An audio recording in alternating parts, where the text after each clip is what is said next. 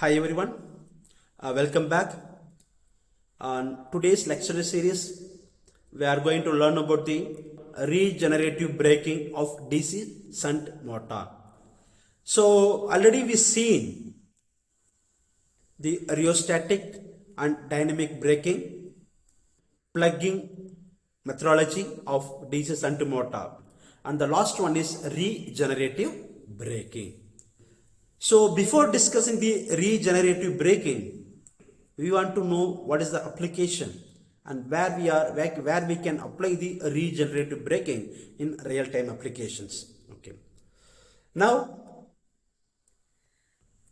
during the vacation, during the summer holiday, I would like to travel. I would like to visit Ooty. I would like to visit Ooty with my family. So also I have having the own car, but instead of this, I were plan to go through road transport like bus, but it is also not comfortable. So based on the friends' suggestions, I heard there is a train facility from Metupalayam to Kunnur and Ooty, and we can really enjoy the nature of hills, Ooty. So I plan to travel through the train from Metupalayam to Kunnur or Ooty. So this is an hills, so the train will move slowly because of we are in need of heavy torque.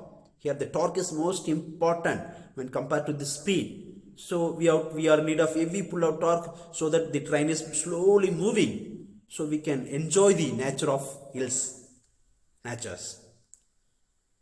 Also, while plan to return to our home city, again I plan to travel through the train. But what about the speed of the travel from Metupalayam to Ooty and from Ooty to Metupalayam?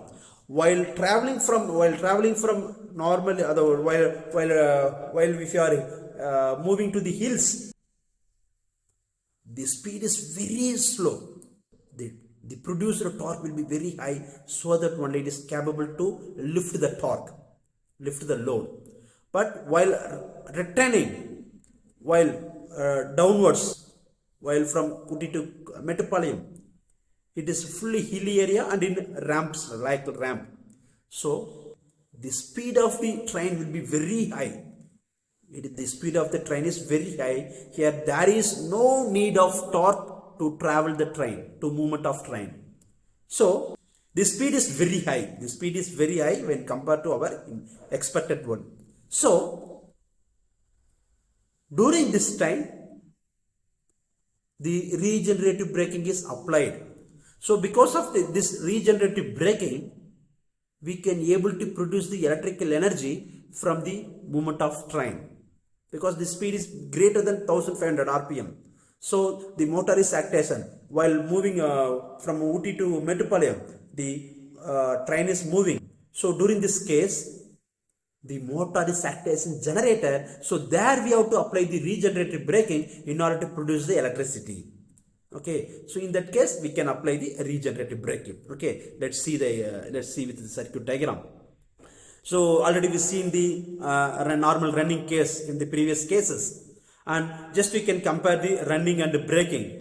Everything is same, but one small difference is there. Just you can look here, the supply current, the line current which is coming, the line current which is given into the armature, the same line current which is given into the field. But here, when the speed of the motor is above 1500 rpm, the motor is act as a generator. And it producing the electrical energy. The produced electrical energy will be used for the excitation of field, and the excess current will be supplied to the main. It can be written to the main. This is called regenerative braking.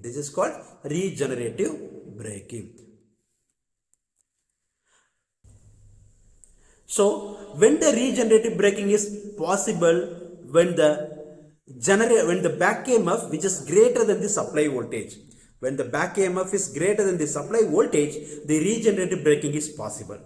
When the back EMF is greater than the supply voltage, when the speed is greater than, when the speed is above 1500 rpm or above the normal speed, the back EMF will be greater than supply voltage, so that the regenerative braking is possible at this case. So the assessment one for you people, in which of the following electrical braking method energy is supplied back? In which of the method the kinetic energy is converted into electrical and the electrical energy is returned back to the supply? One is plugging, second one is dynamic braking, and third one is regenerative braking, and in fourth one in all electrical braking. Okay, which one? Okay, can put your answer in the comment section. So here in the electrical braking section, in the dynamic braking section, regenerative braking section, in plugging braking section, while comparing all these, the dynamic braking and plugging, it produces heat from the kinetic energy, but the regenerative braking alone, which supplies to the main, so only it is possible because the back EMF is greater than the supply voltage. Why the back EMF is greater than means the speed of the motor is above the normal speed, okay, so that is the reason. And these are the reference papers for this regenerative braking of DC shunt motor. Thank you.